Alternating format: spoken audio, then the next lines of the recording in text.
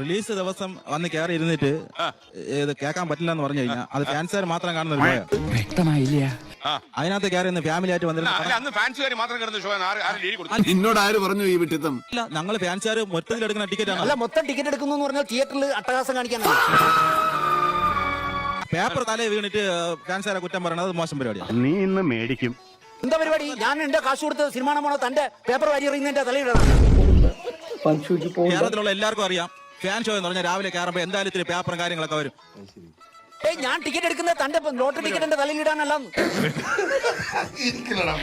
ഇത് മനഃപൂർവ്വം ഫാൻസുകാരെ കരിവാരി തേക്കാൻ വേണ്ടി പറയാം. തേക്കണ്ടെന്നേ, വേറെ ഒന്നുമില്ല. കരിവാരി തേക്കണ്ട, മൊത്തം തേഞ്ഞ കിടക്കുക. വിവരമില്ലാത്തവനാണെങ്കിലും സത്യം പറയൂ. ചോദിക്കുന്നത് കുറച്ച് പേപ്പർ ഒന്ന് തലേ വീണെന്ന് പറഞ്ഞ് ചെത്തൊന്നും പോകുന്നില്ലല്ലോ. അത് പള്ളി പോയി പറഞ്ഞോ, ഞാൻ പൈസ കൊടുത്ത് പോകുന്ന അവര് ചാക്ക് കെട്ടിക്കൊണ്ടു തമ്മിൽ അറിയാം.